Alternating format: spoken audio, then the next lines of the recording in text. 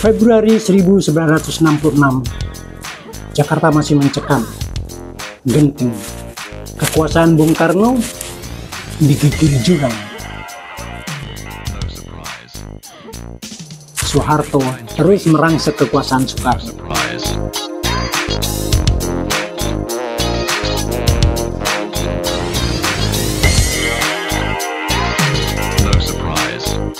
Mengapa Bung Karno, Presiden Republik Indonesia itu harus disingkirkan?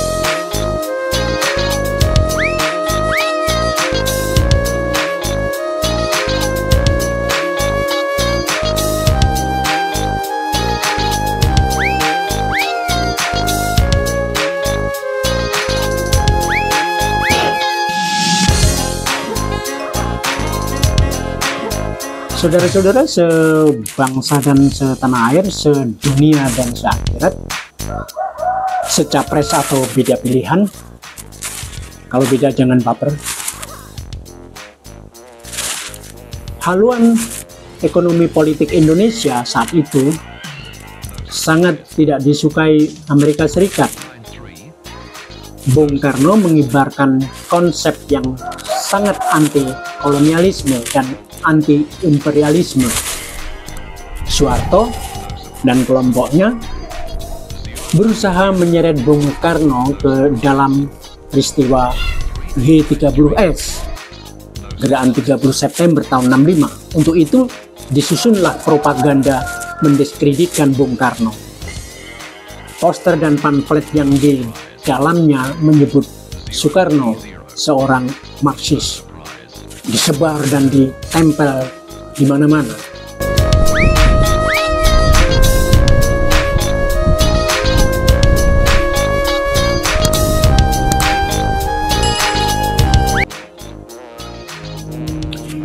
Bung Karno tidak gentar di hadapan peserta 7 tahun Gerakan Siswa Nasional Indonesia GSNI pada 28 Februari 1966, Bung Karno mengatakan dirinya seorang Marxis.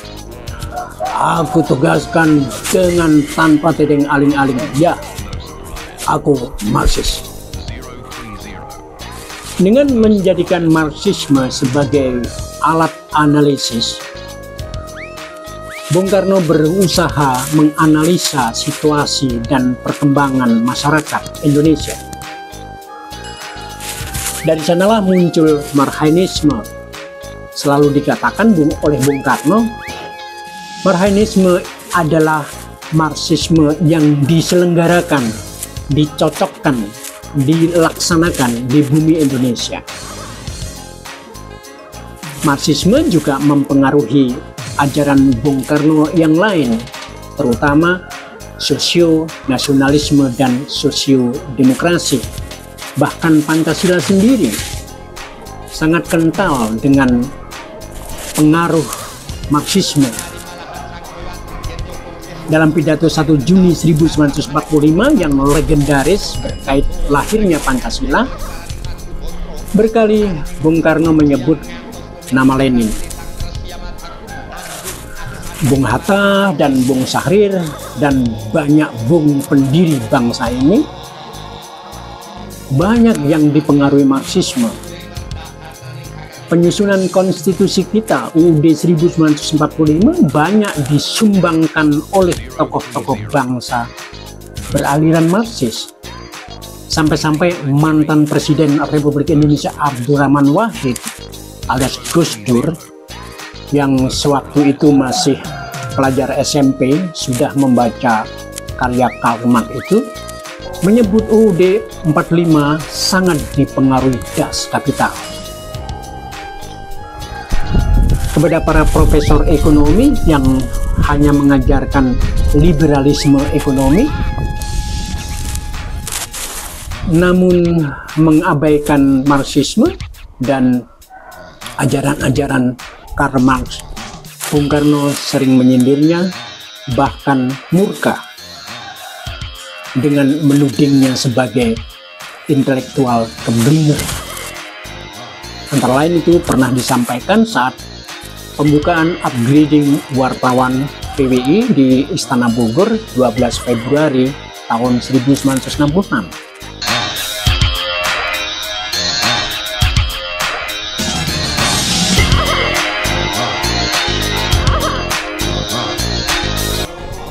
Marxisme dalam berbagai variannya mempunyai kontribusi besar dalam perjuangan nasional Indonesia. Marxisme adalah isi dada saya, ujar Bung Karno pada 6 September tahun 1966 di hadapan delegasi Angkatan 45 di Istana Negara.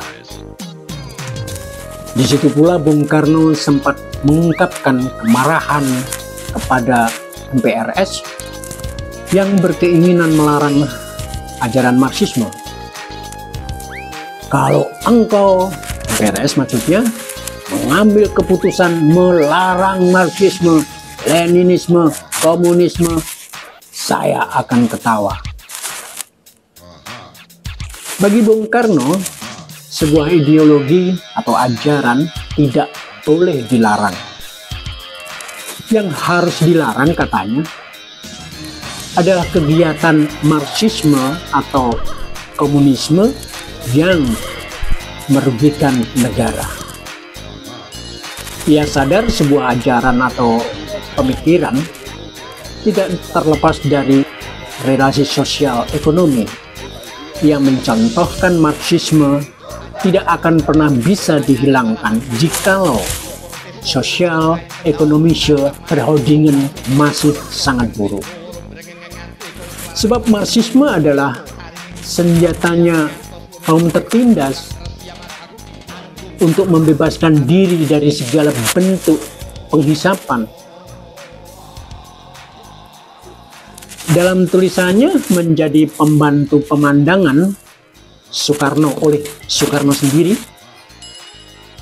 dalam majalah Pemandangan tahun 1941, bagi Bung Karno, Marxisme adalah teori yang paling kompeten untuk memecahkan soal sejarah, politik, dan sosial kemasyarakatan.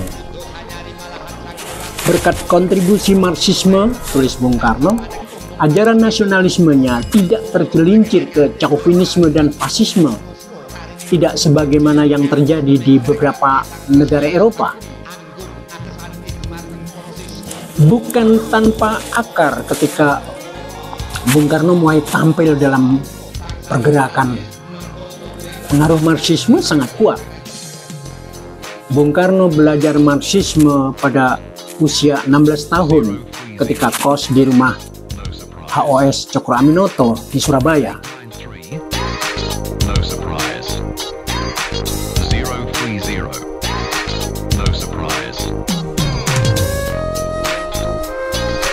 Pada tahun 1920-an, hampir semua tokoh pergerakan saat itu, termasuk Cokro Aminoto, terpengaruh Marxisme.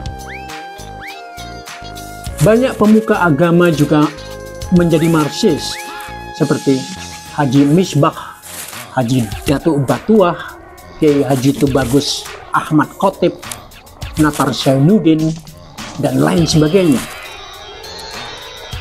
Belajar ideologi, belajar filsafat, tidak ada salahnya. Persoalannya kemudian bagaimana ketika ia diterapkan di bumi di mana dia tinggal. Itu persoalannya.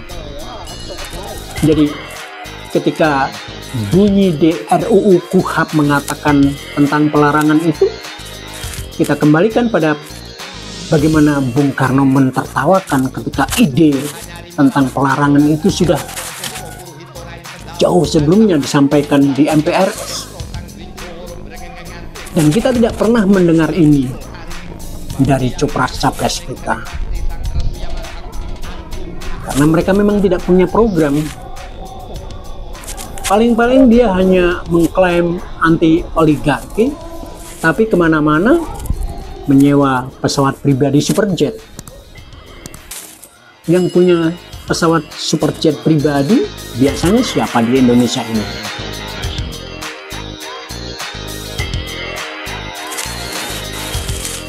Mereka bagian dari buhir, mereka bagian dari oligarki, dan itu tidak pernah bisa dijelaskan.